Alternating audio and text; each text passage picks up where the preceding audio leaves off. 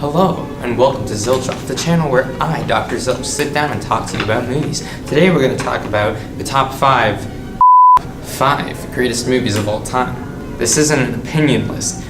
These are, fact, the greatest movies of all time. Top 5 greatest movies of all time, to be exact. Let's start. Number 5. Bill and Ted's Excellent Adventures, the story of two high schoolers who have to go back in time to kidnap historical figures for their history presentation because the future depends on it. And they rock out. Excellent! This movie is an adventure to watch. I give you the storyline, and it doesn't seem like you can make so much content out of that, but just in summary, the movie starts. You get a feel for your characters, you get a feel for their ambitions, what they want to do in life, but if ever given a problem, they need to pass their history presentation. If they don't, this happens. If they don't, this happens. If they don't, this happens. All these problems, then they're given the time machine. They go back in time, and they're getting used to this new power, this new luxury they have. Once they're used to that luxury, it's like 1, 2, 3, we're getting things done, they go back home. Now they have more problems. If I'm going to point out one thing in this movie and say this movie does not work about this element, it's going to be the characters. Bill and Ted are just such lovable characters. You watch Alex Winter and Keanu Reeves act like total 80s dudes on screen. It's just a wonderful thing. All the enjoyment comes from the enjoyment that the characters have. If you guys are really us, what number are we thinking of? 69, dudes! Go check it out. It's a beautiful movie, fun for the whole family. Link. Number 4. Tommy Wiseau's The Room. Now you may be telling yourself, Dr. Zilch, you used The Room as an example for a bad movie. Guess what, guys? Bad movies can still be masterpieces. The Room is a masterpiece. I don't even consider it a bad movie. Wait a minute, I just did. The story is nothing special. Tommy is engaged to Lisa, but Lisa doesn't love Tommy anymore. She loves Mark, Tommy's best friend. It's this love triangle.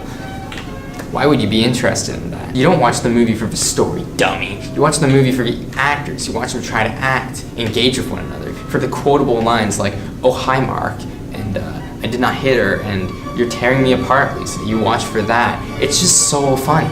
Clearly, Tommy Wiseau didn't intend for the movie to be hilarious, but when people started laughing, he said, you know what, guys, that's okay. Thanks for watching my movie. The story of making the movie, in my opinion, is probably better than the movie itself, but I think that's because making the movie includes the movie itself.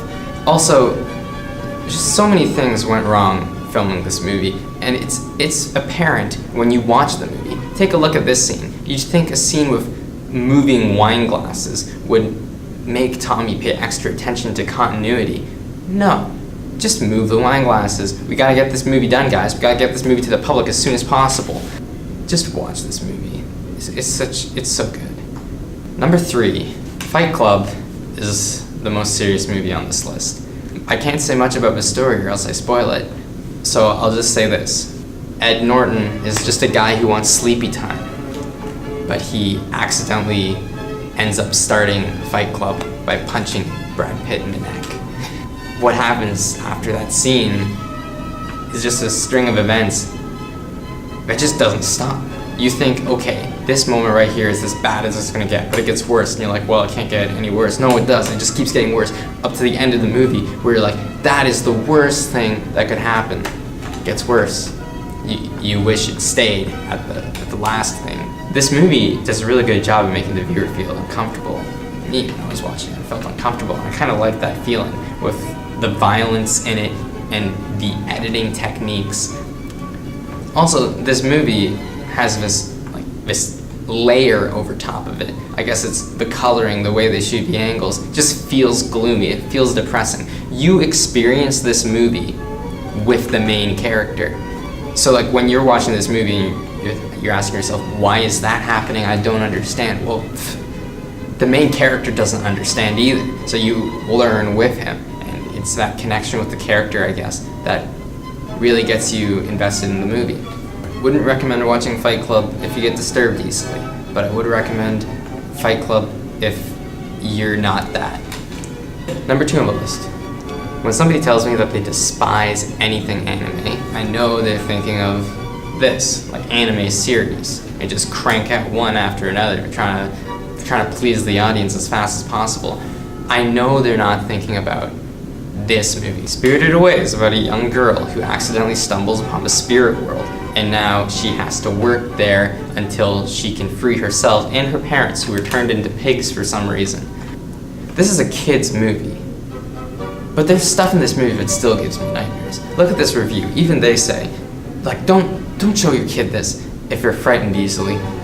Out of all the movies on this list, this one has the best story. It's heartwarming, it's captivating, it's emotional. It makes you feel invested to what's gonna happen.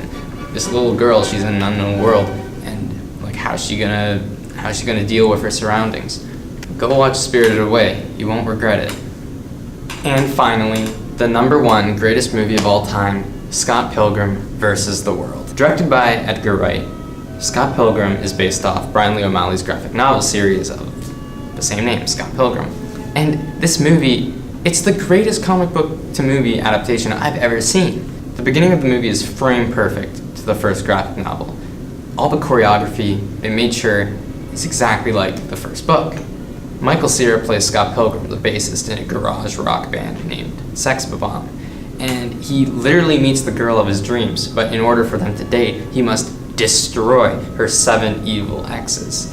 That story just seems like, I don't know, to me, something that could only be written for a comic book. So when this movie is made, it just feels like a comic book. It feels like you're watching a comic book. That's my expectation for movies that are based off of comic books now. It just does so well. This movie has something for everyone. It's funny, it's relatable, it's quotable, it's awkward. It's just a great movie. This movie is how comic book movies should be. When you watch a movie based off a comic book, you should feel that essence of, this is from a comic book, this is how reading the comic book felt. This movie is what is going on in your head when you're reading the books. And it does such a good job. So that's why it's the greatest movie of all time.